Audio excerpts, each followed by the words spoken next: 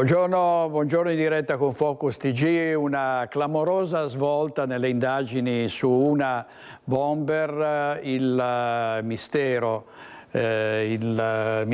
insoluto, dice il Fatto Quotidiano, l'ultima perizia sugli ordigni esplosivi scagiona gli 11 indagati, nessun DNA corrispondente. Ricorderete che la Procura di Trieste un paio d'anni fa riaprì l'inchiesta sul bombarolo del nord-est sulla base anche di nuovi indizi e di nuovi reperti che erano stati ritrovati, ma tutto quello che è stato ipotizzato è risultato privo di fondamento, cioè non c'è nessun DNA corrispondente a 11 indagati, nuovamente indagati per gli attentati di una bomber. Abbiamo sentito a Belluno l'avvocato Maurizio Paniz, che come sapete ha difeso e salvato da un probabile ergastolo l'ingegnere Elvo Zornitta. Sentiamo l'intervista di Tiziana Bolognani. Si conclude con un nulla di fatto la super perizia commissionata dalla Procura di Trieste nel 2022 per esaminare, comparare i DNA di 22 soggetti, 11 dei quali restano indagati. Il caso è quello di una bomber che tra il 1994, il 1996 e il 2000 e poi il 2006 seminò terrore e panico nel nord-est. Questa super perizia di fatto non ha dato alcun esito e con me l'avvocato Maurizio Paniz, difensore sin dalle prime ore dell'ingegner Elvo Zornitta di Belluno, residente da anni ad Azzano Decimo. Avvocato, come ha preso l'esito di questa perizia? Peraltro lei era anche ottimista, diceva si conosceva bene quale poteva essere il risultato. Francamente ero sicuro che l'esito sarebbe stato positivo, perché sono stato sempre convinto della totale innocenza dell'ingegner Zornitta e mi fa piacere che anche questo supplemento di indagine, peraltro disposto doverosamente dalla Procura di Trieste, abbia confermato il convincimento che ho sempre avuto. L'ho appreso già un anno e mezzo fa dalle indicazioni del mio consulente di parte, che poi ha avuto conferma nella riunione di ieri dopo ulteriori accertamenti. Peraltro mi dispiace che la giustizia non sia arrivata a reperire un colpevole di tutti questi fatti così gravi che hanno turbato il nord-est. Lo stesso ingegner Zornitta ha auspicato davvero che l'esito non tanto di questo accertamento quanto delle indagini complessive potesse essere positivo e potesse finalmente consentire di individuare un responsabile. Purtroppo così non è, ne prendiamo atto. Ovviamente per l'ingegner Zornitta è l'ennesima fine di un'avventura che lo ha davvero turbato, che le ha rovinato la vita, perché oggettivamente sono 20 anni che è sotto un tiro. Ecco, avvocato Paniz, l'ingegner Zornitta resta ancora indagato, nonostante lui negli anni è stato già scagionato per questi reati? L'ingegner Zornitta ha visto la sua posizione archiviata nel 2009, dopo un percorso istruttorio che non l'ha nemmeno portato al processo, dopo che siamo riusciti a scoprire che un poliziotto aveva alterato le prove e avrebbe voluto accusarlo di reati gravissimi.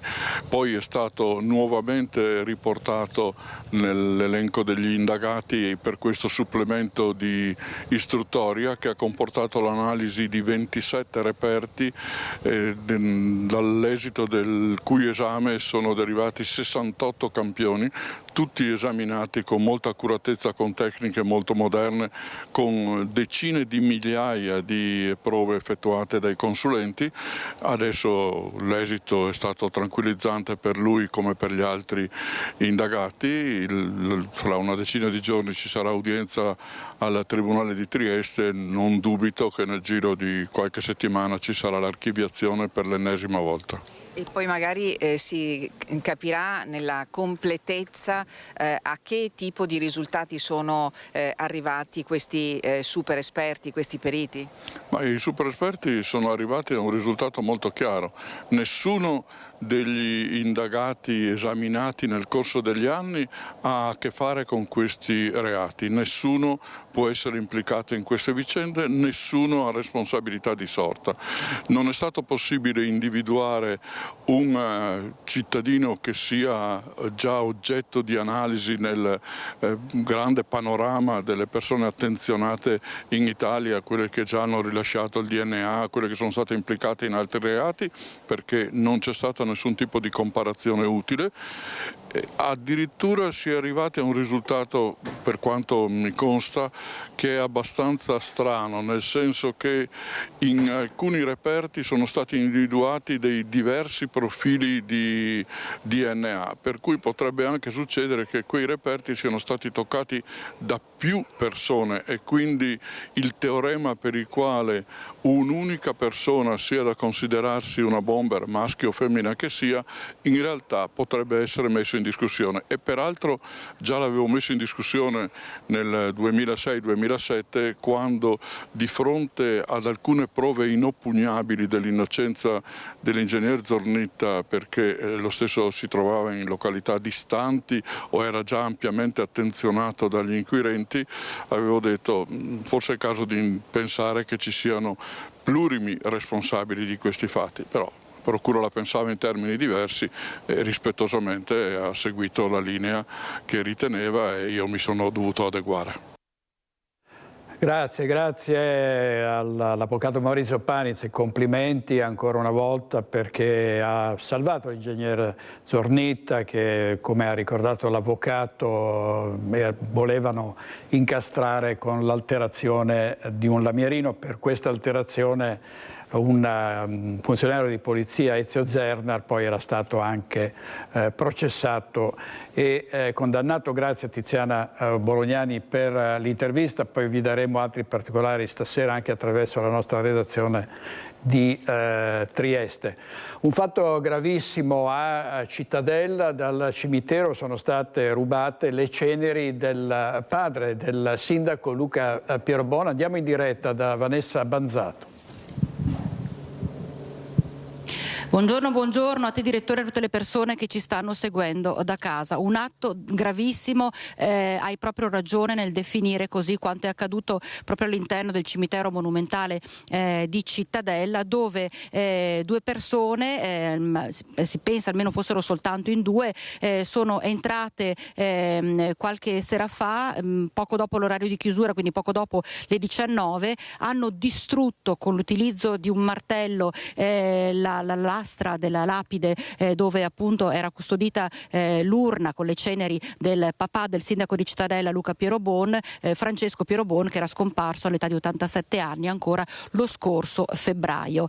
Hanno rubato quest'urna che è stata trovata grazie anche all'utilizzo delle telecamere di videosorveglianza che sono state visionate dai carabinieri, sta ritrovata intatta fortunatamente alla stazione ferroviaria qui a Cittadella. Un atto gravissimo anche perché si va ad aggiungere al dolore per il primo cittadino e la famiglia del primo cittadino, che ha riguardato appunto la perdita del padre, un vero e proprio atto tremendo che non si può neanche descrivere. Le due persone adesso devono rispondere non solo di furto aggravato ma anche di vilipendio di cadaveri, quindi sono accuse importanti a cui dovrebbero rispondere queste due persone. Continuano ovviamente le indagini, ma prima di continuare io chiederei alla regia di mandare in onda il servizio in cui si racconta proprio cosa è accaduto, realizzato dalla collega Marta Zatta. Un colpo al cuore difficile da superare per il sindaco di Cittadella Luca Pirobon. È stata trafugata l'urna con le ceneri del padre Francesco, conosciuto da tutti come Giuseppe, scomparso lo scorso febbraio all'età di 87 anni. Il furto è avvenuto nel cimitero della città, dove ignoti hanno distrutto la lapide a martellate per poi impossessarsi dell'urna. A fare la terribile scoperta i familiari. Il primo cittadino ha sporto subito denuncia ai carabinieri. Le indagini, coordinate dal pubblico ministero Sargiodini, si sono attivate subito. Dopo aver visionato le telecamere telecamere del cimitero spente in alcune fasce orarie, l'attenzione si è spostata sugli impianti di videosorveglianza urbana. Il furto sarebbe avvenuto intorno alle 19, appena dopo la chiusura del cimitero. Gli investigatori ipotizzano un'azione premeditata, forse preceduta da sopralluoghi, dato che nella stessa area sono presenti altri loculi con lo stesso nome. Fortunatamente, 2 giorni dopo, l'urna è stata ritrovata integra nei pressi della stazione ferroviaria. Sono ora in corso accertamenti sulle impronte digitali. 2 le persone al momento indagate per furto e vilipendio di cadavere. È ancora da chiarire il movente. Si va dall'ipotesi di un'estorsione legata all'attività politica del sindaco a un gesto di sfregio personale. Più debole ma non esclusa la pista di un ricatto economico. Sì, veramente un'ipotesi, più ipotesi tremende, perché si parla di intimidazione, quindi nei confronti del primo cittadino, un tentativo di estorsione nei confronti del sindaco Piero Bon. Potrebbe essere legato tutto anche proprio alla sua attività politica. In ogni caso un gesto assolutamente da condannare. Sono in corso tutte le indagini. Il pubblico ministero Sergio Dini sta coordinando l'inchiesta.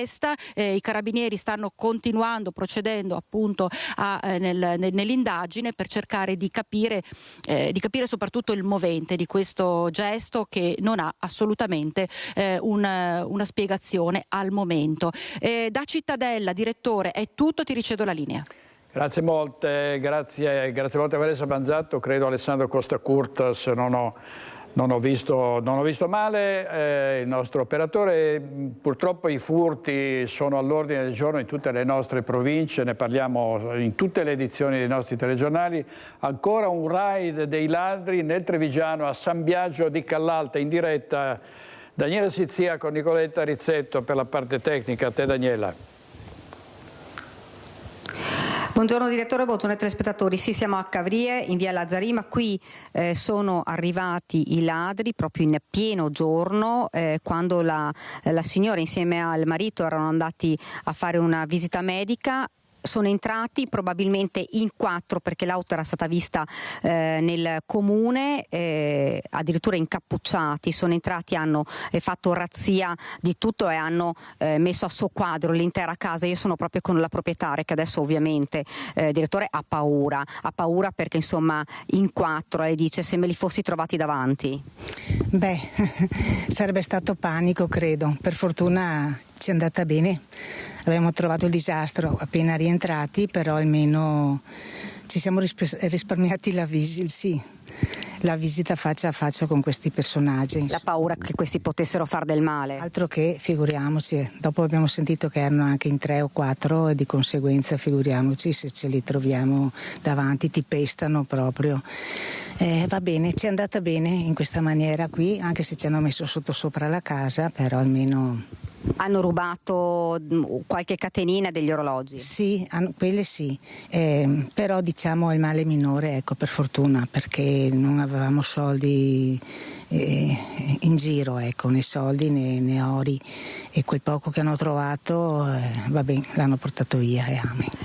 Insomma, direttore, arriviamo anche a questo, il male minore, perché non sono entrati fortunatamente quando i 2 signori erano in casa. La paura è quella proprio che loro arrivino armati. Erano sembra in 3-4 da quello che dicono i residenti, con il volto travisato dal passamontagna, e hanno tentato di entrare anche in un'altra casa, non ci sono riusciti perché ha funzionato il controllo di vicinato. Ne parliamo con Rino Lisetto, consigliere comunale, che è responsabile proprio del controllo di vicinato. Fortunatamente lì non sono riusciti ad entrare. Sì, non sono riusciti ad entrare perché ha funzionato il controllo di vicinato, nel senso che chi è iscritto si informa e informa i colleghi del vicinato, e guarda caso questi si sono allontanati da qui e a 500 metri hanno tentato un'altra abitazione. Era stato avvisato quello che abitava di fianco e si è accorto di questa Mercedes grigia con 4 persone. 3 erano già arrivati al porticato di casa e 1 era in macchina. Al suo arrivo se ne sono andati. Purtroppo qui non è stato lo stesso, sono arrivati proprio quando i due signori si erano allontanati per andare a fare una visita e sono entrati, hanno messo a soqquadro tutto, ma il problema più grosso, ci raccontava la signora, è che lei ha una figlia, dice, e se fossero entrati con mia figlia dentro, insomma, sarebbe stato davvero una tragedia. Altro che, ho una figlia disabile, di conseguenza da quella gente c'è da aspettarsi di tutto praticamente. Se me la pestano e tutto, non so cosa avrei fatto, sono sincera, come avrei reagito, ecco. Che cosa si aspetta lei? Adesso la denuncia è stata fatta, il marito è stata già segnalata la cosa ieri sera proprio ai carabinieri, oggi il marito è andato a presentare denuncia, lei che cosa si aspetta? Cosa mi aspetto? Giustizia vorrei, ecco, quella sì. Ci terrei proprio che la polizia, i carabinieri avessero più potere in mano, che il governo glielo potesse dare finalmente, che facessero questa legge benedetta, perché non è possibile che vengano nelle nostre case a violare le nostre intimità e poi sono liberi, non succede nulla. Dopo 2 ore sono fuori di nuovo. E chi paga? Paghiamo sempre noi, cioè in paura, sempre danni e tutto quanto. Ecco. Cittadini sempre più esasperati ormai da questi raid, da questi colpi. Sì, effettivamente quando tu cominci a avere queste cose vicino a casa a te, e logicamente la gente si preoccupa, no? E diciamo che per fortuna questo controllo di vicinato che abbiamo messo in essere sta funzionando e funziona bene, nel senso che serve per comunicare tra di noi e naturalmente dopo fare il 112 o il 113. Io la ringrazio. Direttore, qui da Cavriè è tutto, come avete sentito, insomma, la gente è stanca, esasperata. Racconto solo un'ultima cosa e poi cedo la linea. E quando siamo arrivati avevamo chiesto ad un'altra casa dove si trovava l'abitazione di queste persone che sono state visitate da questi malviventi, e addirittura preoccupati, impauriti che anche noi fossimo dei ladri, hanno avvertito le forze dell'ordine. Questo vi fa capire l'esasperazione della gente ormai e la paura che chiunque arrivi sia poi o un truffatore o un ladro. Direttore, da qua da Cavriè è tutto, io cedo la linea nuovamente allo studio. È proprio così, grazie Daniela Sizzia e all'operatrice Nicoletta Rizzetto. Noi continuiamo a raccontare di furti in tutte le abitazioni in un silenzio assordante. Si prendono misure, zone rosse nei centri storici e nelle città. Poi questi paesi sono completamente abbandonati e non servono ormai più appelli a dare uomini e mezzi ai carabinieri e alla polizia, che fanno il possibile, ma è come un confronto tra Davide e Golia a questo punto, purtroppo bisogna dirlo, perché queste sono bande paramilitari organizzate, stanziali, altre si spostano e i danni sono quelli che avete sentito nelle parole dei derubati. Gli incidenti stradali, uno schianto fortissimo, quello di stamattina a Porto Viro lungo la Romea, coinvolti nell'incidente un'auto articolata e un furgoncino che, scagliato sulla corsia opposta dalla violenza dell'impatto, si è scontrato con un secondo tiro in arrivo, finendo poi in un fossato. Dei 2 uomini a bordo del furgone, uno è stato ritrasportato in ospedale, mentre per l'altro non c'è stato nulla da fare. Il decesso è stato constatato sul posto. Ferito anche uno degli autisti dei mezzi pesanti, trasportato in ospedale per accertamenti. Incidente anche nel Veronese, a Sona, dove un motociclista di 56 anni è morto dopo essersi scontrato con un'auto stamattina alle 6:40, illeso il conducente dell'automobile. È una strage che continua senza che si possa in qualche modo arginare il numero degli incidenti. Andiamo in diretta a Chioggia da Ilaria Marchiori, che vedo insieme al sindaco Mauro Armelau. A te, Ilaria. Sì, buongiorno direttore, buongiorno ai nostri telespettatori. Quelli appena citati non sono gli unici incidenti della giornata, perché ne è avvenuto uno anche a Jesolo intorno alle 7:30, un ciclista di 73 anni che è stato travolto da un'auto guidata da un ventenne del posto. L'anziano è ricoverato in prognosi riservata all'ospedale di San Donà di Piave. E appunto tanti gli incidenti, troppi così anche lungo lungo, come sappiamo, la statale Romea. E siamo qui appunto insieme al sindaco di Chioggia, Mauro Armelao, non solo per parlare di questo, ma per parlare di questo anche in maniera correlata a quella che è la polemica che si sta creando e si è creata ormai anche negli ultimi mesi in merito agli autovelox sì, autovelox no, oscurarli o meno. Insomma, ci sono state delle disposizioni, alcuni comuni che si sono imposti, altri hanno accettato le decisioni. Insomma, sindaco, cosa sta succedendo? Sta succedendo che abbiamo un'associazione che mira ovviamente ad andare probabilmente contro la volontà delle amministrazioni comunali, in sede di Comitato Provinciale per l'Ordine e la Sicurezza Pubblica, che ricordo è stato fatto a Chioggia alla presenza di 2 prefetti, perché abbiamo fatto nella stessa giornata 2 comitati provinciali per parlare di Romea, di incidenti in Romea. È stato deciso appunto, tra le tante possibilità, chiaramente maggiori controlli da parte delle forze dell'ordine, ma sappiamo che non possiamo pretendere un poliziotto ogni 10 metri, quindi utilizzo delle tecnologie che ci sono ovviamente tuttora utilizzate.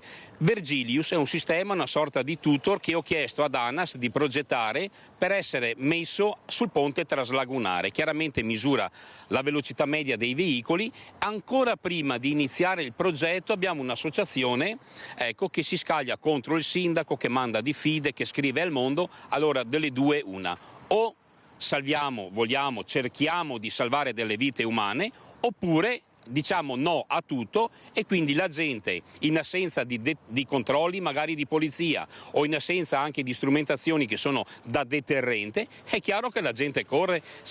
Speriamo che mi vada bene, ma siccome la sicurezza non va affidata alla fortuna, io credo che un sindaco abbia il dovere e anche il diritto di pensare a qualsiasi strategia che miri ovviamente a salvare vite umane. Quindi Chioggia non molla l'osso da questo punto di vista? Assolutamente non molliamo l'osso. Io ho detto ad ANAS di continuare a fare questo progetto per il nostro ponte traslagunare e anche per altri tragitti, altri diciamo rettilini della Romea dove non ci sono delle intersezioni, e quindi dobbiamo mirare a salvare appunto vite umane. Io dico sempre una cosa, che ai familiari è meglio portare a casa il figlio senza patente che la patente senza figlio, e credetemi che da ex, ora in aspettativa, appartenente alle forze di polizia, penso che uno dei traumi più grandi è quello di suonare il campanello a qualche genitore e dire che il figlio è morto in un incidente stradale. Quindi dobbiamo essere seri. O parliamo di salvare vite umane in maniera seria e concreta, ma dire di no a prescindere, perché dicono che il comune fa cassa. Allora io dico, dove c'è un autovelox tu rallenti e rispetti il limite. Il comune lì non fa cassa con te, perché se rispetti il limite è ovvio che non ti arriva la multa. Quindi è anche errato dire i comuni mettono gli autovelox per fare cassa. È una... stavo dicendo utilizzando un brutto termine, è una cavolata pazzesca, perché se tu rispetti il limite la multa non ti arriva e il comune non fa cassa. Però deterrente, la macchina andava piano e ha salvato magari vite umane. Grazie al sindaco Armelao. Qui da Chioggia è tutto, restituisco la linea allo studio. Grazie Daria Marchiori e credo Sandro Ponchio per la parte tecnica. In regia questa mattina Italo Morao e Tommaso Migotta. Vediamo la prima pagina del Piccolo di Trieste, trovato morto con ferite da coltello sotto i portici del Teatro Verdi della città. Vediamo il servizio della nostra redazione triestina. Un uomo è stato trovato senza vita in un lago di sangue in pieno centro a Trieste, qui in Piazza Verdi sotto l'omonimo teatro. È la terribile scoperta di questa mattina avvenuta alle 6:45. Sono stati alcuni passanti ad accorgersi di quel corpo riverso a terra con un profondo taglio alla gola, di fianco al cadavere un coltello. Uno shock che ha fatto scattare subito l'allarme. Sul posto sono arrivati i sanitari del 118, ma ormai non c'era più nulla da fare. L'uomo, 65 anni e affetto da problemi psichiatrici, ieri era scomparso da casa. Dopo la denuncia dei familiari, le forze dell'ordine avevano subito attivato il piano di emergenza e avviato le ricerche. Stamattina la terribile scoperta. Tutta l'area attorno al Teatro Verdi è stata delimitata dai nastri bianchi e rossi, mentre continuavano ad arrivare i mezzi di polizia e carabinieri. Il nucleo investigativo investigativo dei militari dell'Arma ha proceduto con i rilievi. Il 65enne era morto da diverse ore. La notizia ha sconvolto la città. Proprio lì davanti alle 8:30 del mattino erano previsti i laboratori Barcolana per bambini, poi trasferiti in piazza dell'Unità d'Italia. Appreso quanto successo in Piazza Verdi, sul posto è arrivato il sindaco di Trieste, Roberto Di Piazza, che ha parlato subito con gli investigatori. 65 anni, si è suicidato qui sotto e purtroppo i drammi della vita, probabilmente per suicidarsi, insomma, uno deve passare veramente un momento difficile. Dopo alcune ore il pubblico ministero Federico Frezza ha disposto la rimozione del cadavere. Gli accertamenti dei carabinieri però proseguono per escludere qualsiasi intervento esterno prima della morte dell'uomo trovato a terra in una pozza di sangue. Al vaglio le immagini delle telecamere di videosorveglianza. Secondo anniversario, il servizio di Gianluca Paladini della nostra redazione di Trieste, il secondo anniversario oggi della strage orrenda, una carneficina spaventosa nei kibbutz il 7 ottobre di due anni fa. Vediamo alcune immagini dei terroristi palestinesi che sfilarono con i corpi delle vittime del loro assalto al rave party, dove furono sequestrati tantissimi giovani, poi tenuti in prigionia nei cunicoli di Gaza e ancora molti di loro ancora prigionieri, ancora in ostaggio, con la speranza che un piano di pace possa portare alla pace, prospettiva molto, molto improbabile, ma la speranza è l'ultima a morire. Andiamo in diretta a Padova da Valentina Visentin perché allerta nei ghetti nelle città del Veneto. A te Valentina. Noi ci troviamo nel ghetto ebraico di Padova, uno dei luoghi sorvegliati speciali in questa giornata dell'anniversario del 7 ottobre. Alle mie spalle la sinagoga, ma è poco lontano anche il Museo della Cultura Ebraica. Quello di Padova insieme a quello di Venezia sono uno dei pochi ghetti con la sinagoga in Italia, e quindi oggi l'allerta è massima in queste zone. Il dispositivo è stato potenziato per ordine del Viminale con i controlli che già insomma ci sono da quando 2 anni fa ci fu l'attentato del 7 ottobre che provocò 1200 morti e tantissimi ostaggi ancora nelle mani di Hamas.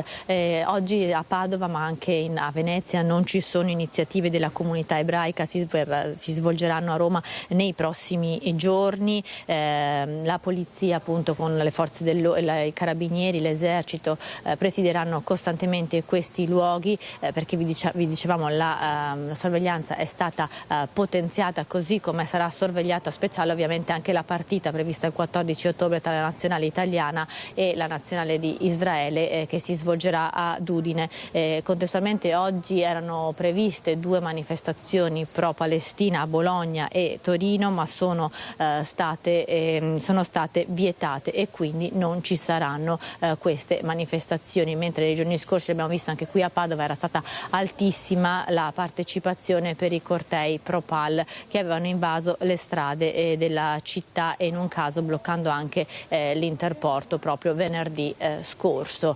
Da Padova è tutto, la linea può tornare allo studio. Grazie molte a Valentina Visentini, a Cristian Rocchi Allende per la parte tecnica. Andiamo a Vicenza dove sono comparse scritte Novax e minacce ai medici sulle vetrate della sede dove vengono erogate le vaccinazioni nel quartiere San Lazzaro, un gesto stigmatizzato dal mondo della politica e dall'Usotto, che esprime solidarietà a tutto il personale che ha segnalato alle forze dell'ordine l'accaduto. Ennesimo raid con scritte di matrice Novax e contro il personale sanitario che hanno imbrattato la porta e la parete esterna della sede del Dipartimento di Prevenzione di Via Albinoni a Vicenza. Attacchi a cui la sede di San Lazzaro non è nuova, sui quali la direzione dell'Ulsotto Berica interviene esprimendo piena solidarietà agli operatori della struttura e a tutto il personale sanitario. Si tratta del terzo episodio in pochi mesi, commenta il direttore generale Patrizia Simionato, esprimendo indignazione per gesti che, si legge nella nota, offendono e minacciano professionisti che ogni giorno si adoperano per assistere i cittadini e tutelare la salute pubblica. Oltre a condannare il gesto, l'azienda fa sapere di aver segnalato l'accaduto alle forze dell'ordine e provvederà a sporgere denuncia. Un nuovo strumento di sicurezza per il personale sanitario, l'ULSS 2 marca Trevigiana, avvia la distribuzione di 120 braccialetti intelligenti per contrastare le aggressioni in corsia contro il personale ospedaliero. Telefonata in corso. Control room safe. Sono del pronto soccorso di Treviso, volevo avvisarli che qui è in corso un'aggressione, abbiamo bisogno di aiuto. Avviso subito il 112. Un braccialetto simile a un orologio per garantire maggiore sicurezza a chi ogni giorno lavora in prima linea. Da questa settimana l'ASL 2 marca Trevigiana darà in dotazione al personale dei pronto soccorso della marca dei braccialetti antiaggressione. Il dispositivo ha una SIM all'interno dove premendo il bottone rosso SOS parte una chiamata, ok, e dall'altra parte risponde una control room. In questa prima fase verranno distribuiti 120 dispositivi con l'obiettivo di offrire un supporto concreto agli operatori sanitari e amministrativi, spesso vittime di aggressioni verbali e fisiche. Solo nel 2025 l'ASL 2 ha registrato 672 episodi di violenza, di cui il 30% fisici, concentrati in gran parte proprio nei pronto soccorso. Aggressioni in netto aumento, dato che nei primi 8 mesi del 2025 e nei 6 pronto soccorso della marca sono già 188 le aggressioni rispetto alle 199 di tutto il 2024. Il nostro obiettivo è quello di salvaguardare soprattutto chi lavora. Il braccialetto antiaggressione integra anche un GPS ed è in grado di monitorare i parametri vitali di chi lo indossa, rilevando cadute e perdite di coscienza. In futuro il progetto sarà esteso anche ad altri ambiti considerati sensibili, come i servizi per le dipendenze, l'area psichiatrica, pronto soccorso pediatrici e consultori familiari. Servizio di Nicola Marcato, aggressione in via Roma a Treviso. Sono stati condannati 2 fratelli marocchini accusati di resistenza, furto e violenza nei confronti degli agenti di polizia intervenuti per sedare una rissa all'esterno di un kebab. 1 anno e 6 mesi per Yassin Boarid, 34 anni, e 8 mesi per il fratello Salim, 32. I 2 cittadini marocchini difesi dall'avvocato Alessandra Nava sono stati condannati per resistenza, furto e violenza perpetrata ai danni di agenti di polizia che il 24 maggio di quest'anno erano intervenuti all'Istanbul City di Treviso in via Roma. Pena sospesa per entrambi, che sono tornati subito liberi, ma i nordafricani dovranno affrontare un altro processo. Devono rispondere anche di stalking, lesioni personali aggravate e minacce nei confronti del titolare del kebab Alil Meral, che, assistito dall'avvocato Fabrizio Santoro, non solo li ha denunciati, ma si è anche costituito come parte civile e ha chiesto un risarcimento del danno di 80.000 euro. Una vicenda questa che si trascina dal 2024, quando i 2 cittadini marocchini avevano preso di mira il titolare del locale, aggredendolo, minacciandolo ed insultandolo. Più volte la polizia era dovuta intervenire. In una di queste occasioni portate in questura, i 2 fratelli avevano pensato bene di picchiare e offendere gli agenti. Ora, in attesa del processo, sono tornati liberi, ma con il braccialetto elettronico.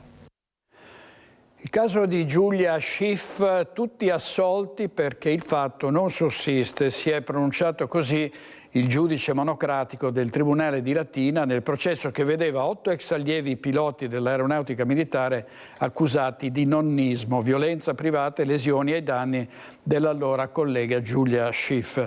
Il pubblico ministero aveva chiesto la condanna a 1 anno di reclusione ciascuno. I fatti risalgono al 2018, quando si tenne il cosiddetto battesimo del volo della giovane all'aeroporto militare, sede del 70° stormo di Latina. Una prassi in cui, secondo l'accusa, Giulia Schiff fu colpita con decine di frustate con dei fuscelli, spinta contro l'ala di un aereo e infine gettata in una piscina. Per l'accusa una violenza, ma non per il giudice del Palazzo di Giustizia Pontino. Il reato di lesioni è stato derubricato in percosse e quindi non procedibile per tardività della querela. Diciamo che in un momento in cui si cerca di aumentare il livello di difesa delle donne, queste sono notizie che certo non aiutano ad arginare maltrattamenti e violenze. Sorpreso a spacciare droga, ha tentato di fuggire, è stato raggiunto e ha aggredito un carabiniere, finito in agli arresti un 52enne nigeriano, l'episodio a Montebelluna.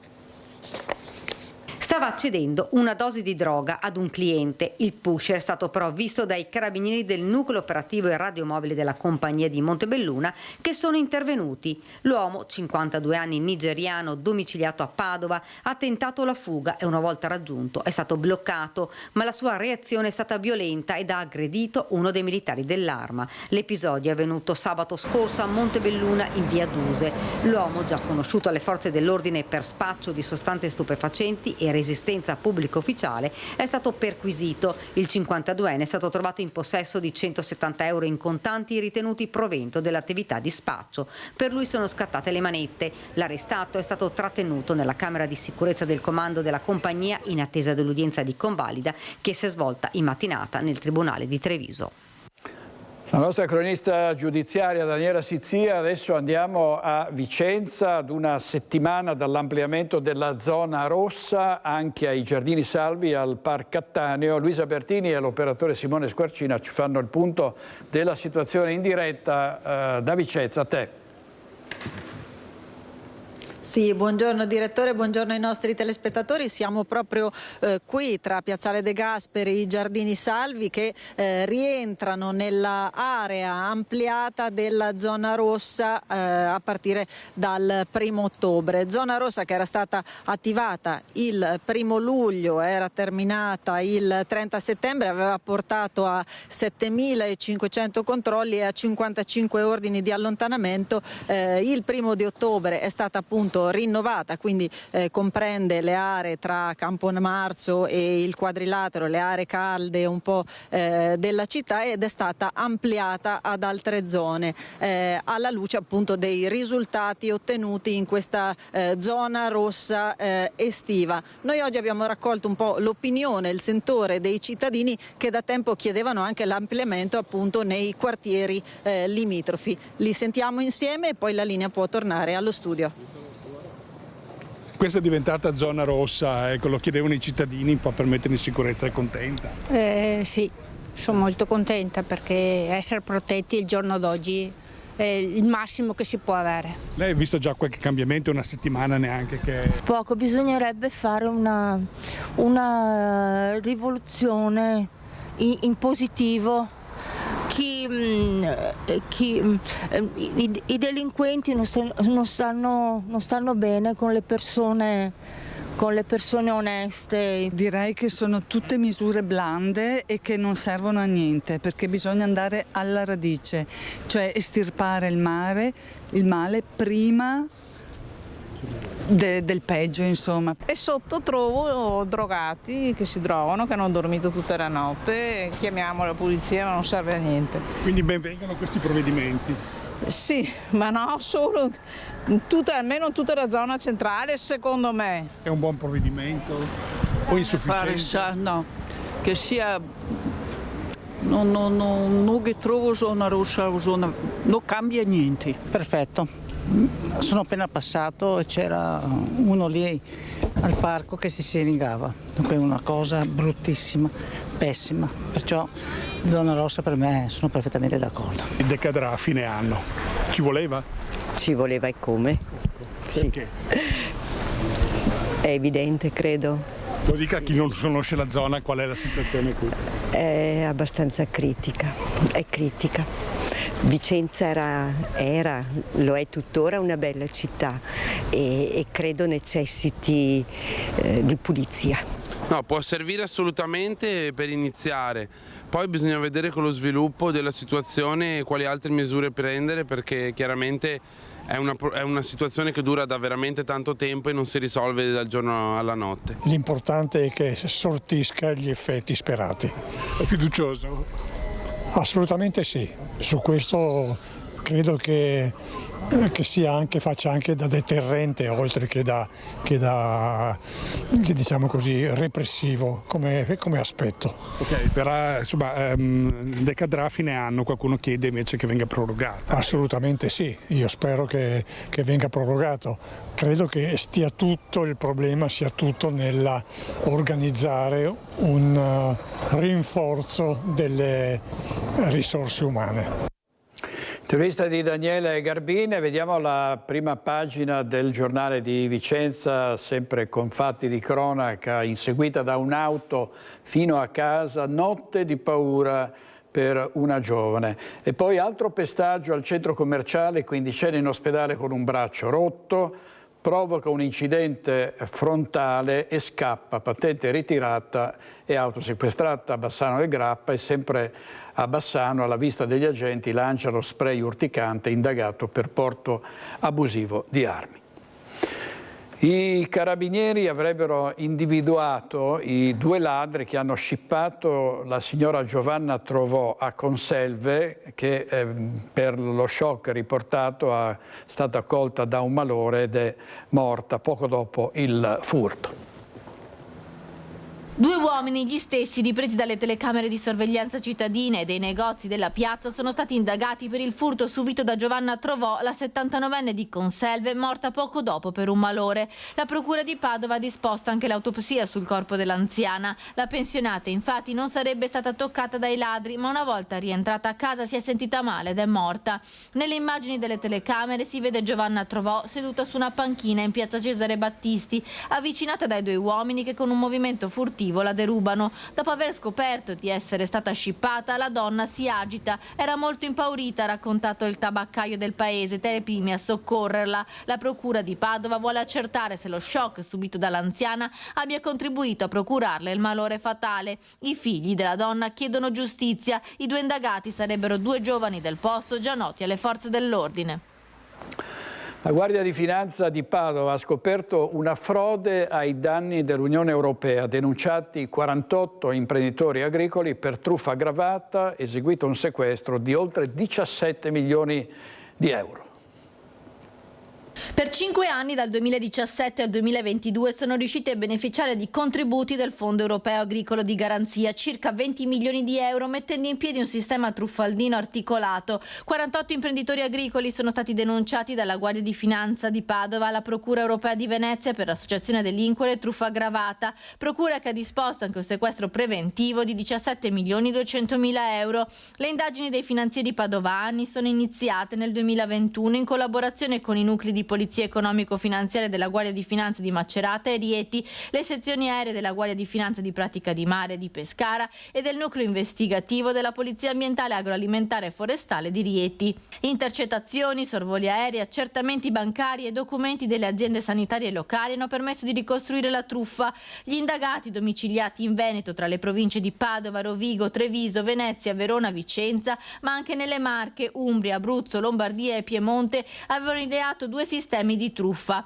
Il primo dividendo un'impresa del Padovano in piccole aziende di comodo dislocate anche fuori regione per eludere così i limiti imposti dalla politica agricola comune, che fissa il tetto massimo di aiuti spettanti ad ogni singola azienda agricola in 500.000 euro annui, e ha permesso così agli imprenditori di ottenere terreni, bestiame, stalli e servizi amministrativi con le domande di contributo. Con la seconda truffa invece avevano raggirato il divieto di pascolamento svolto da terzi per poter incassare contributi senza averne diritto. Gli imprenditori agricoli indagati sono stati anche segnalati alla Corte dei Conti per un danno erariale di oltre 32 milioni di euro. Servizio di Valentina Visentin, posizionata sulla montagna sopra la chiesa di Borso del Grappa. Qualcuno l'ha scambiata per la vela di un parapendio ed ha fatto scattare l'allarme. In realtà era una bandiera della Palestina, un episodio singolare. Sul posto sono giunti i sanitari con un'ambulanza di Crespano che ben presto hanno chiarito l'equivoco. Si temeva che ci potesse essere stata una caduta. Probabile, vista la posizione della bandiera, è che sia volata fino sopra la montagna. Certo che se fosse stata posizionata da qualcuno, questo qualcuno rischierebbe la denuncia per procurato allarme. Si trovava sul green del golf club di Castelfranco Veneto quando si è accasciato a terra a causa di un malore. Protagonista un golfista settantenne colpito da un infarto che è stato rianimato con il massaggio cardiaco da alcune persone che si trovavano nei paraggi. Provvidenziale è stato l'uso del defibrillatore da parte del personale del golf club. Secondi e minuti preziosi con i sanitari giunti con l'automedica e l'ambulanza che hanno stabilizzato il paziente per poi portarlo al pronto soccorso dell'ospedale di Castelfranco Veneto. Il settantenne non sarebbe in pericolo di vita grazie alla tempestività con cui sono avvenuti i soccorsi. La politica e le elezioni regionali in Veneto del 23-24 novembre prossimi. Viene data per scontata la scelta del candidato presidente della Lega, Alberto Stefani. Sarebbe una questione di ore per quanto riguarda l'annuncio. Fino a ieri Fratelli d'Italia sostenevano che i giochi non erano ancora stati conclusi. Sentiamo cosa hanno detto ieri a Filippo Fois due esponenti di Fratelli d'Italia, Raffaele Speranzone e Lucas Pavanetto. Abbiamo troppa abbondanza, allora, quando ci sono tantissime disponibilità a candidarsi, sia a livello di liste, sia rispetto alla difficoltà che hanno i leader nazionali a individuare la figura più adatta per rappresentare il governo, per rappresentare al governo i veneti nei prossimi 10 anni, chiaramente ci si prende del tempo. È un problema d'abbondanza quello di cui soffre il centrodestra veneto. Per questo, dice con un filo di ironia il senatore di Fratelli d'Italia Raffaele Speranzone, la scelta del candidato alla presidenza della regione sta attraversando una gestazione travagliata. Al porto di Venezia, alla presentazione dei simulatori di guida di navi e treni, c'è mezzo stato maggiore del partito e l'argomento regionali è inevitabilmente sul piatto. L'attesa non ha aiutato sicuramente a calmare gli animi perché ha creato aspettative e soprattutto si è discusso più di fantanomi, per così dire, più che di contenuti della regione. Credo che ci sia anche qualcosa di positivo in tutto ciò, ovvero che discuta il nome del candidato sempre mantenendo, indipendentemente da dove arriverà il candidato, ovvero se da Fratelli d'Italia, Lega o Forza Italia, un centrodestra unito. Insomma, in casa Fratelli d'Italia si starebbe iniziando a pensare che il nome del candidato presidente rivesta un'importanza relativa, perché si stima che comunque i rapporti di forza elettorali saranno ribaltati rispetto ad una giunta uscente dove tranne uno tutti gli assessorati erano a guida leghista. Ho fatto l'assessore quando ero da sola e tutti gli altri erano leghisti. Io credo che la forza sia quella delle idee e sia quella di un governo che non deve avere fibrillazioni, quello regionale, perché va in continuità, ma ha bisogno oggi di nuovi stimoli e Fratelli d'Italia può darli con un forte collegamento con il governo centrale, può darli però con persone molto radicate sul territorio. Non sarò più sola, ma come diceva bene Elena, questo è sicuramente un lavoro di squadra da portare avanti. La Regione del Veneto ha sempre bene amministrato e dobbiamo continuare ad amministrare bene e fare sempre meglio. In fondo quindi la candidatura alla presidenza della regione potrebbe anche non rivestire un carattere fondamentale se si inquadra in una giunta che sarà comunque a trazione Fratelli d'Italia e su un programma che ricalca quelli che sono gli accordi tra alleati a prescindere da chi si insedierà a Palazzo Balbi. Possiamo dire con ragionevole certezza che entro il 20 di ottobre ci sarà il nome del candidato e avremo i nomi delle liste. L'auspicio è quello che già questa settimana i veneti possano sapere chi sarà il candidato presidente di un centrodestra unito che coeso garantirà la continuazione di quei 30 anni di governo che abbiamo alle spalle anche per i prossimi 10. Si è visto con Filippo Fois anche Elena Donazzan e Valeria Mantovan. Vediamo sempre per le elezioni la presentazione ieri a Mestre dei candidati delle civiche venete a sostegno di Giovanni Vanildo, capolista il consigliere comunale di Terra e Acqua, il veneziano Marco Gasparinetti. Siamo una vera civica innanzitutto, non una civica cinica. Nessuno di noi è mai stato candidato in un partito politico, portiamo competenze. Un imprenditore, un medico, una donna psicologo, una donna architetto, un architetto urbanista e una donna disoccupata, perché vogliamo dare voce anche a chi non trova lavoro e vive nelle case popolari. Siamo una lista assolutamente trasversale dal punto di vista generazionale, la candidata più giovane ha 28 anni, e dal punto di vista territoriale. Venezia è la prima provincia delle liste civiche venete a presentare i propri candidati a sostegno del centro-sinistra alle elezioni regionali del 23 e 24 novembre. Al centro la delicata tematica della sanità. Rappresentiamo Mirano e il miranese che si batterà per il suo ospedale, rappresentiamo il Veneto orientale con i candidati di San Donà di Piave, una consigliera comunale in carica, un assessore in carica a Mirano, l'assessore al bilancio, e poi ci sono io, Marco Gasparinetti, consigliere comunale a Venezia.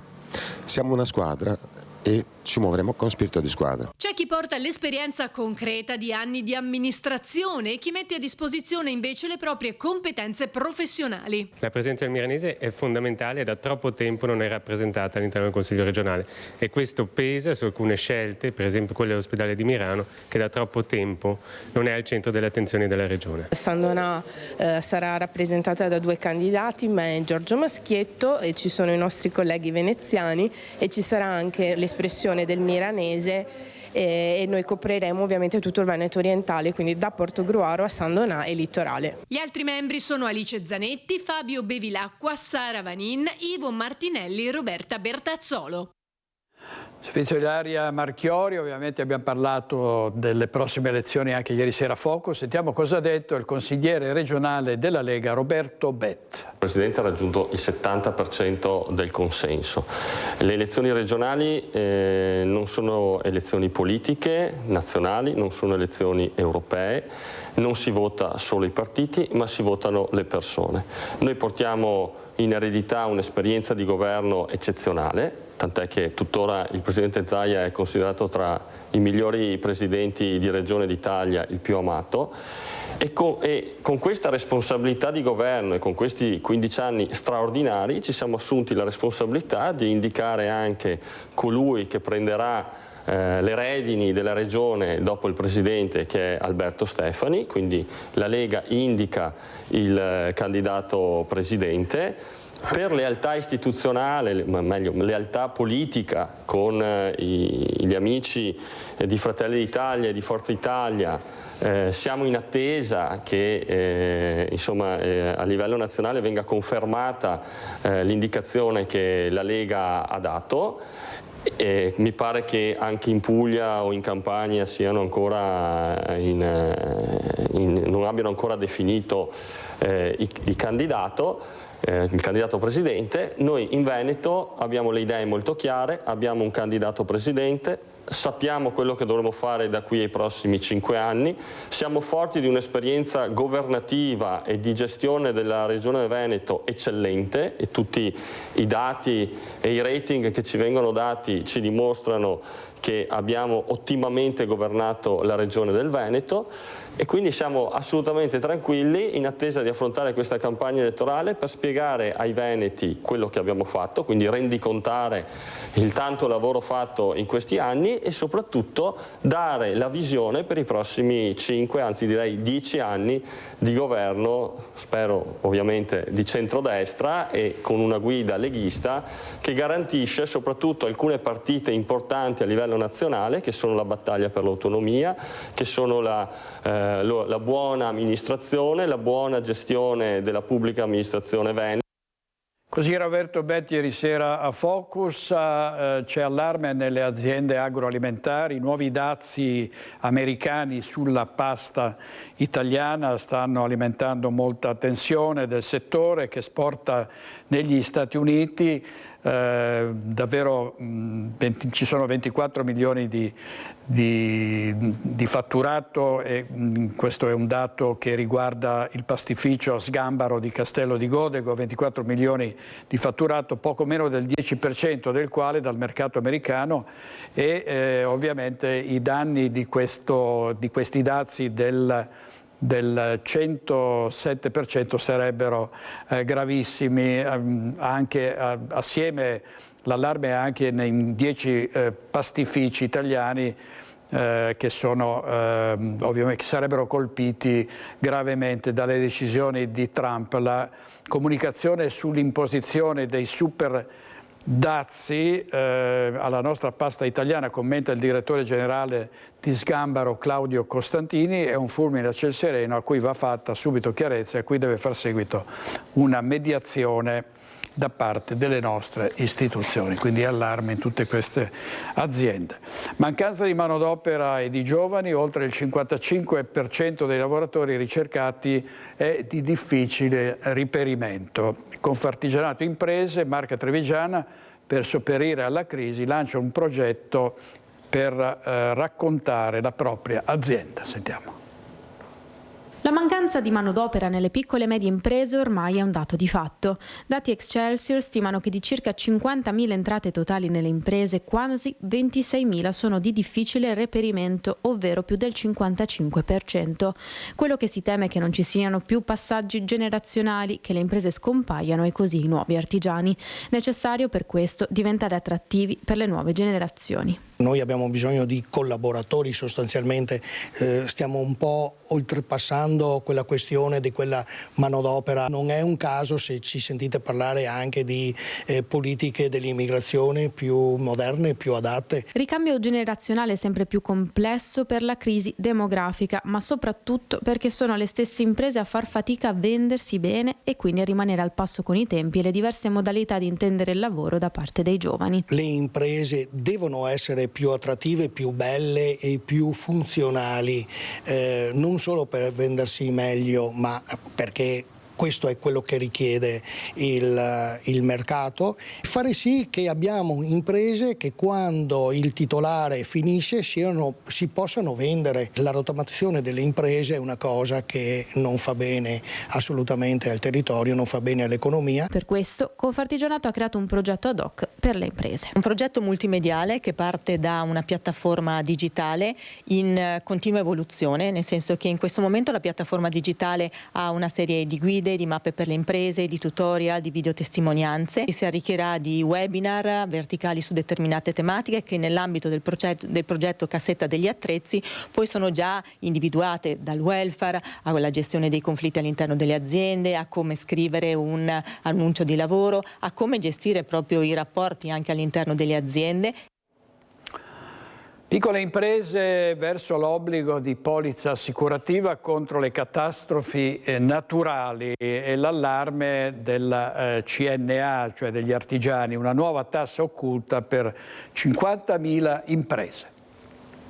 Questo obbligo introdotto nel 2024 con la legge di bilancio è evidentemente un peso che grava sulle piccole imprese e ad oggi non abbiamo ancora un portale per esempio per il confronto delle varie polizze. Questo inadempimento da parte del governo grava sempre di più sulle imprese che sono preoccupate per il tempo che passa ed una situazione che ancora risulta caotica e non chiara. Dal 1 gennaio 2026 anche le piccole imprese dovranno stipulare un'assicurazione contro catastrofi e calamità. La legge di bilancio 2024 infatti ne ha introdotto l'obbligo per le aziende.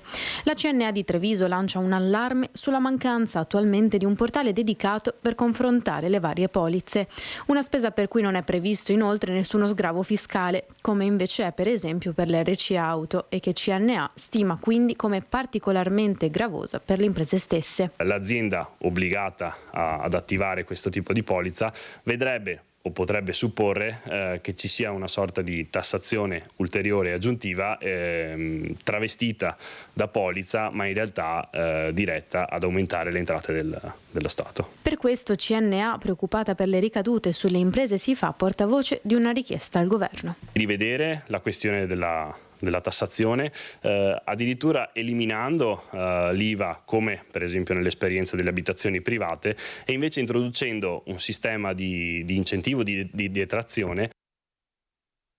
Servizio di Edi Kaliman, andiamo in pubblicità con i nostri registi Italo Morao e Tommaso Migotta e state con noi perché poi avremo in collegamento Alberto Villanova che è il presidente dell'intergruppo Lega Lista Zaia in Consiglio regionale. A tra poco.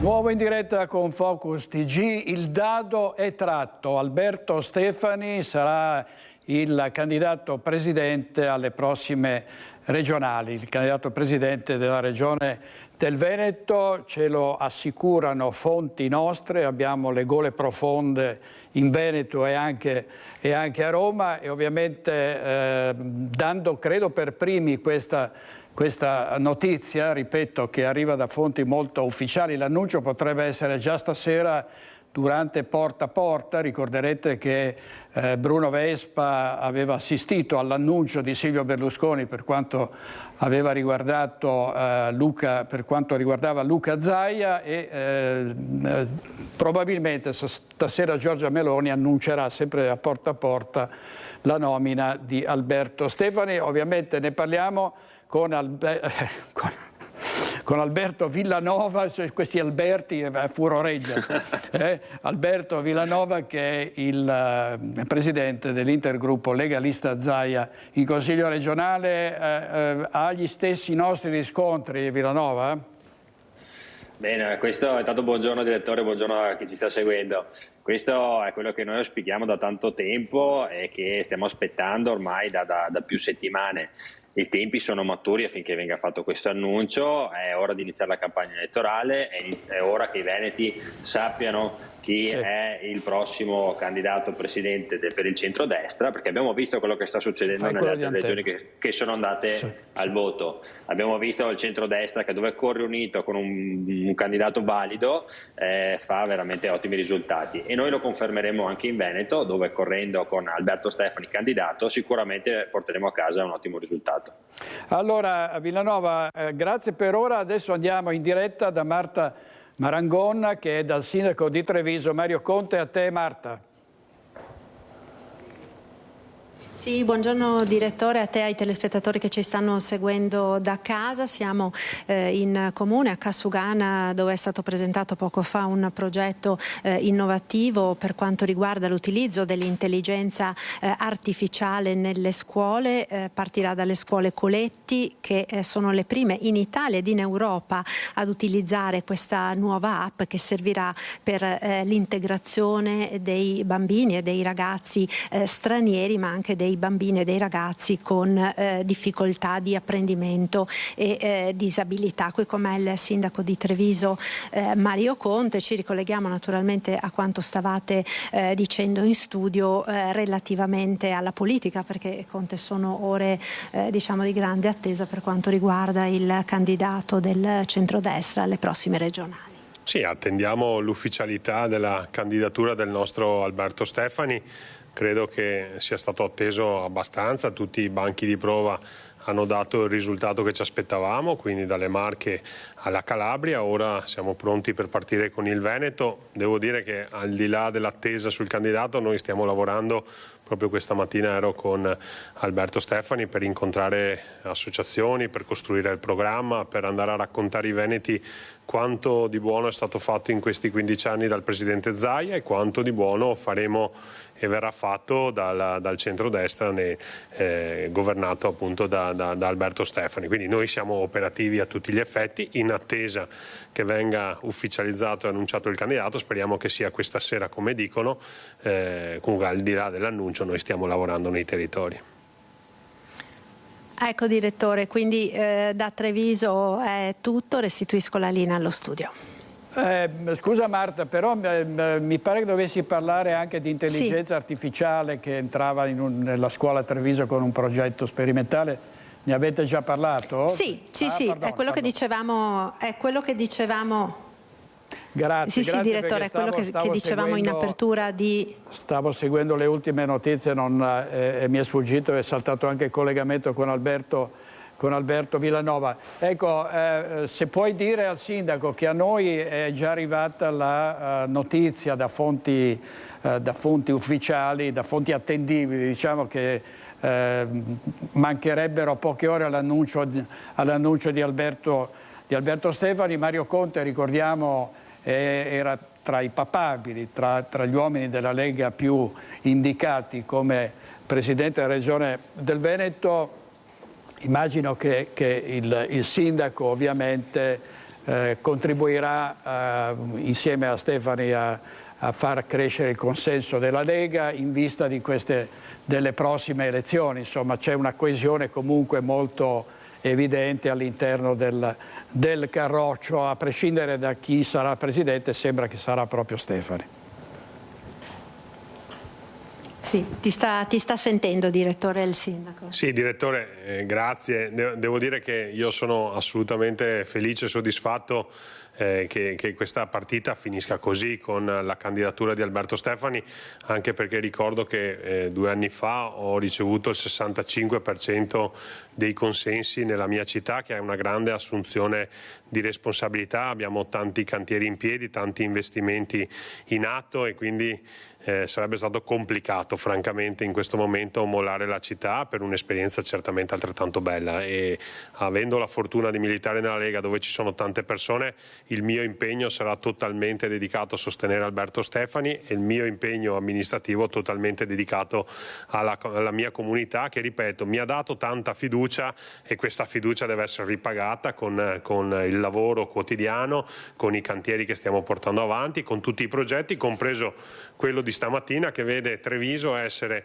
apripista di una grande innovazione. Attraverso l'intelligenza artificiale faciliteremo il processo di integrazione di tutti quei bambini stranieri che oggi animano e frequentano le nostre scuole. Quindi io sono orgoglioso di questi progetti, così come sono orgoglioso di portare il mio consenso, il mio sostegno ad Alberto Stefani per la presidenza della Regione. Grazie Sindaco, grazie molte. Grazie Marta, ho sentito molte persone in questi giorni dire a Treviso, e io abito a Treviso, speriamo che non ci portino via Mario Conte. Quindi da parte dei cittadini c'è sempre stata e c'è comunque oggi una grande... Direttore, grosso legame. Non vi libererete di me. Per fortuna dicono i trevigiani. Grazie Sindaco, grazie a lei, a Marta Marangonna, grazie a tutti, e torniamo da Alberto Villanova, quindi insomma è confermata questa scelta, è davvero una parole molto apprezzabili da parte del primo cittadino, che ricordo era veramente uno degli uomini più indicati insieme a pochi altri per ricoprire, ovviamente candidarsi alla presidenza della Regione del Veneto, perché poi c'è l'avversario Giovanni Manildo, si vota il 23 e 24 novembre. Dal suo punto di vista è la scelta migliore quella di Stefani? Ma abbiamo un ragazzo giovane che ha fatto però tanta esperienza amministrativa, è stato sindaco, è stato parlamentare, presidente della commissione bicamerale per l'autonomia, non dimentichiamolo. Quindi veramente una persona che ha già fatto tanta strada in politica e che si candida a guidare una regione che per noi della Lega è fondamentale. Io l'ho definita tante volte la linea del Piave della Lega, perché è una regione dove l'identità, l'autonomia, dove ci sono dei sentimenti che probabilmente non ci sono in altre regioni.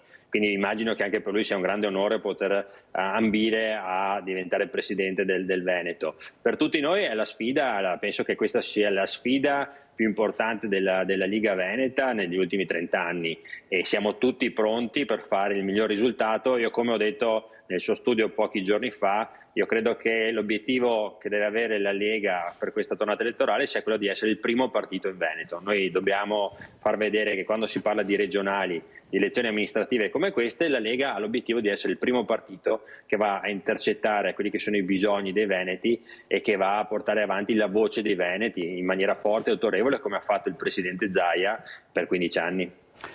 Alberto Villanova, notizia di pochi minuti fa: il Parlamento europeo conferma l'immunità per Ilaria Salis per un solo voto. Si decideva a maggioranza semplice sulla richiesta ungherese di revocare l'immunità all'eurodeputata italiana di Verdi e Sinistra. Quindi il messaggio è: anche se compite dei reati anche gravi, andate sotto processo, candidatevi al Parlamento europeo, al Parlamento italiano, venite eletti e ve la cavate tranquillamente avendo l'immunità che l'Ungheria aveva chiesto di sottrarle, che invece le è stata confermata.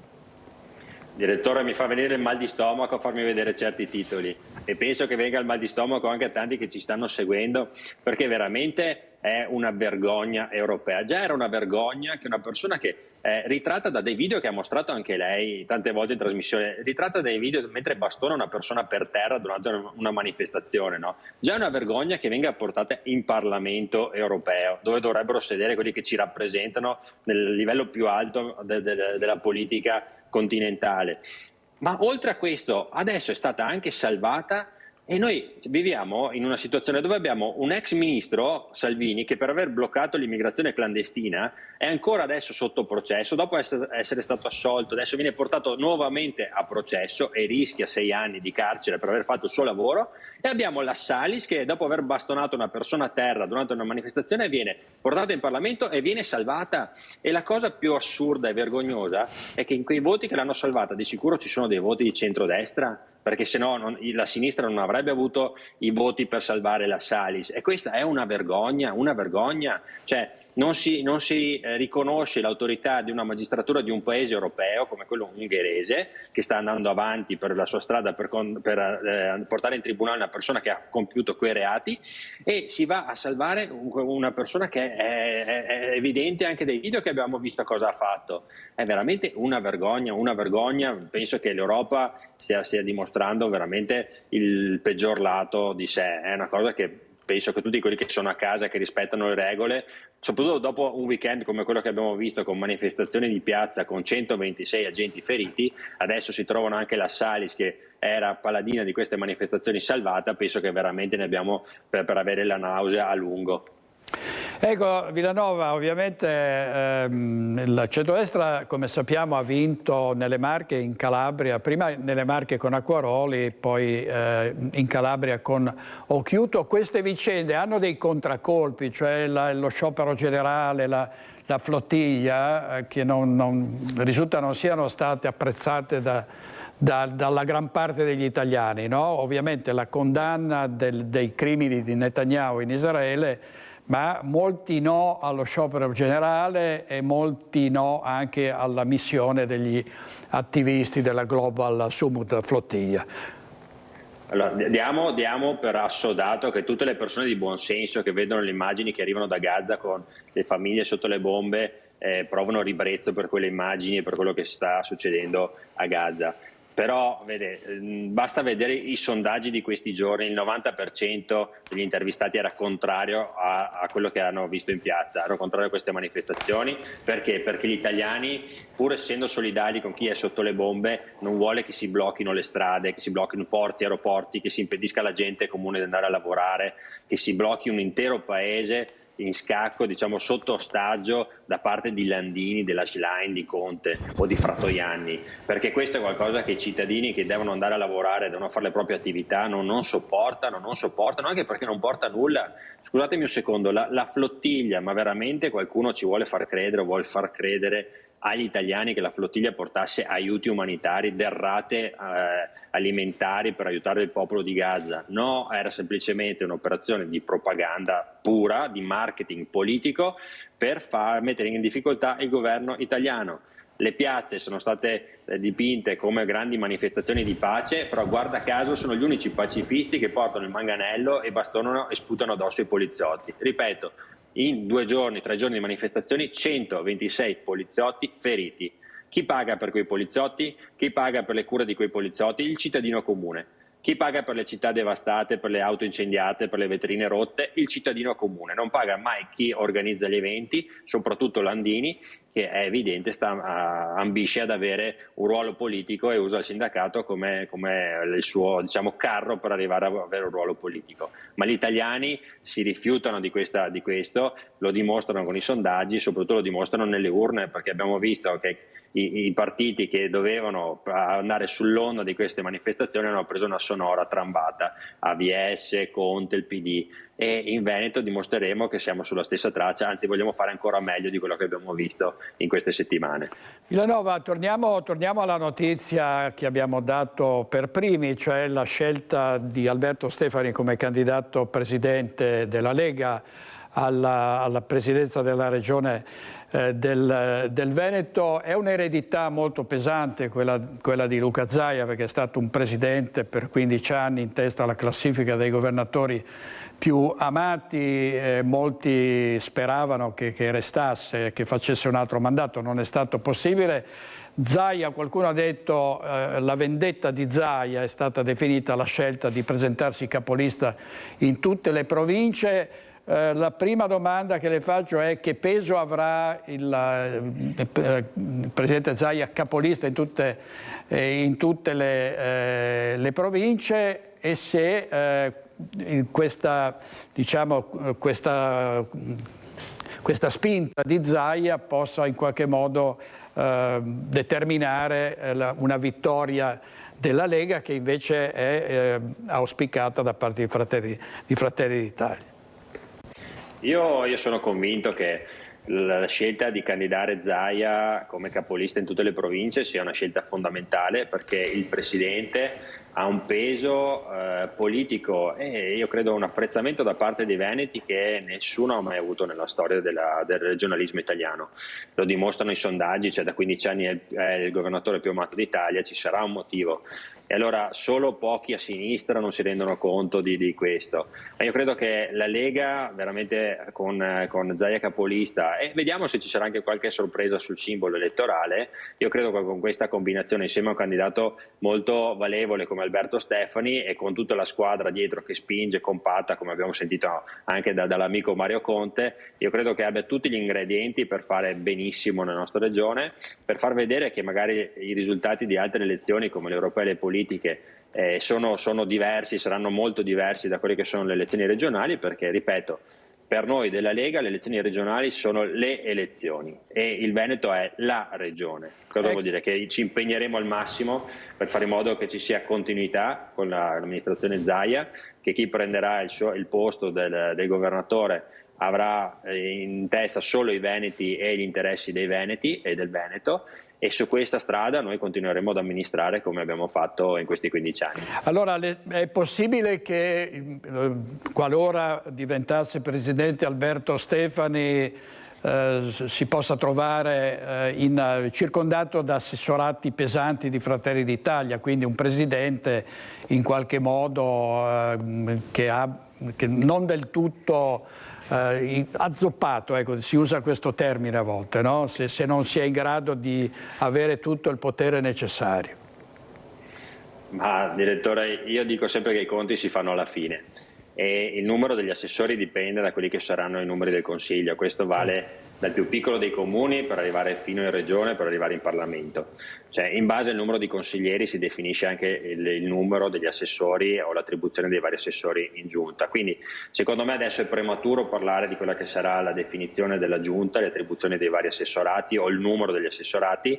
Adesso è importante parlare con i veneti, parlare del nostro programma, far capire ai veneti di come vogliamo portare avanti la regione non per i prossimi 5 ma per i prossimi 10 anni, con un'amministrazione in continuità con quella di Luca Zaia, e dopo, quando sarà ora di fare la giunta, lo faremo in base ai numeri che avremo in Consiglio. Ma come dicevo prima, io sono convinto che il Veneto sarà una sorpresa, una bella sorpresa per la Liga Veneta e per tutti quelli che credono nell'idea di federalismo, di autonomia e di una regione Veneto che deve essere sempre in cima all'agenda nazionale.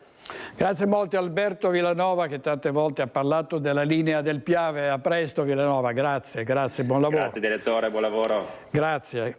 Andiamo in pubblicità adesso con Italo Morato, Maso Migotto. Torniamo subito, state con noi.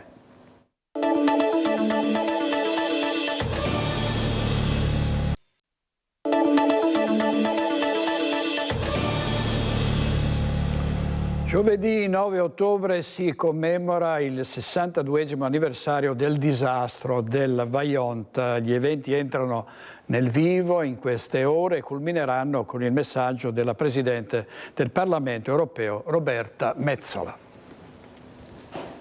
Nella notte del 9 ottobre 1963 una frana di circa 270 milioni di metri cubi precipitò dal monte Toc nel bacino del Vajont, scatenando un'onda devastante che superò la diga.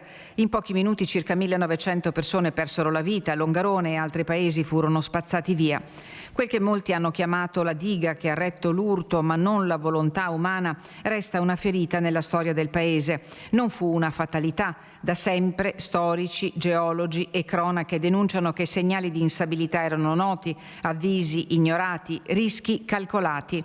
Oggi, a 62 anni di distanza, la memoria non è passiva. In vari comuni della Valle del Vajont, nel territorio dell'area colpita, si svolgeranno cerimonie religiose, deposizioni di corone, momenti pubblici. Abbiamo messo in piedi un programma sobrio, ma che ha dei punti estremamente importanti e soprattutto un altro, anche quest'anno abbiamo deciso di tenere le scuole aperte. Questo è un segnale proprio per far riflettere i nostri ragazzi che questa non sia una giornata di festa, ma una giornata di riflessione. E per la prima volta a livello europeo arriva un segno di vicinanza istituzionale. La Presidente del Parlamento europeo, Roberta Metsola, invierà un videomessaggio di cordoglio che verrà trasmesso a mezzogiorno nella chiesa di Sant'Antonio del Colombera, Erto e Casso, e replicato alle 15 al cimitero di Fortogna, a Longarone. Avevamo preso i contatti con David Sassoli, che purtroppo poi ci ha lasciato, e quindi adesso abbiamo la Presidente, la Metsola, che ci invierà un videomessaggio, un audiomessaggio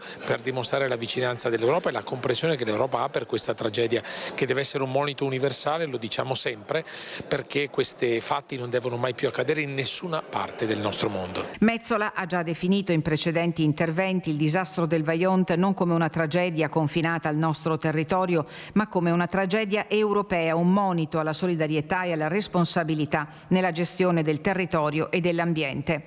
La memoria è un dovere, ma da sola non basta. Oggi più che mai il Vajont chiede vigilanza, coscienza e un impegno continuo nel custodire il territorio e le comunità che ancora lo vivono.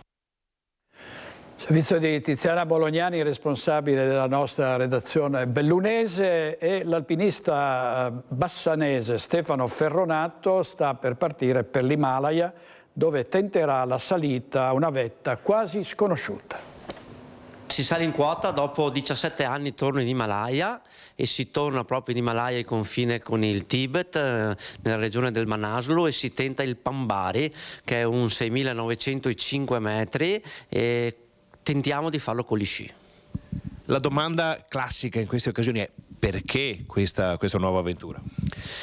Perché avevo voglia di ritornare in quota. Come dicevo prima, sono tanti anni che non salgo in quota. Con due amici, uno di Torino e uno di Milano, abbiamo deciso di tentare questa montagna sconosciuta, appena scalata addirittura per la prima volta nel 2002, e per cui un'emozione verticale questa volta per completare un ciclo di 25 anni di attività. Anche perché ormai il turismo, l'alpinismo in Himalaya sta diventando un fatto meramente economico, e quindi forse volete anche far vedere che ci sono altre vie. Sicuramente sì, l'overtourist ormai in Himalaya è imbarazzante, per cui abbiamo deciso di infilarci dentro in una valle sconosciuta, in una montagna sconosciuta, per assaporare quello che è veramente l'alpinismo himalayano. Quanto ci vorrà e come la farete? Allora starò via 30 giorni. Dunque un tempo abbastanza lungo. Abbiamo bisogno di fare un trekking di acclimatamento, tant'è vero che faremo il periplo del Manaslu come acclimatamento, e poi tenteremo in una decina di giorni questa montagna. La faremo in stile alpino, dunque senza portatori, e tenteremo poi la discesa con gli sci. Dunque insomma abbiamo lanciato il sasso in alto. Dal Grappa al Nepal il passo è davvero così tanto lungo? No, in realtà la passione rimane anche se l'età avanza. Questa è la mia 18ª esperienza in giro per il mondo, e arrivare in cima sarà, se riusciamo, un sogno importante. Porterete, che so, una bandierina, qualcosa di bassanese lassù, o porterete solo il vostro cuore? Allora, di questo ci devo ancora ragionare. Sicuramente questa sarà una salita che dedicherò a mio padre. responsabile della nostra redazione di Bassano del Grappa. Gli ospiti di questa sera, Focus alle 21:15, si spera alle 21:15, forse sforeremo un po' perché abbiamo tanta pubblicità, quindi facciamo 21:20. Cristina Andretta, Paolo Galeano, Roberto Marcato, Fabio Marin, Giuseppe Paolin, Gabriele Tasso, Elisa Venturini e Gianluca Zanotti. È tutto per oggi. Grazie per averci seguito fin qua, grazie a Italo Morao e Tommaso Migotti in regia. Ci vediamo stasera se lo vorrete. Buona giornata.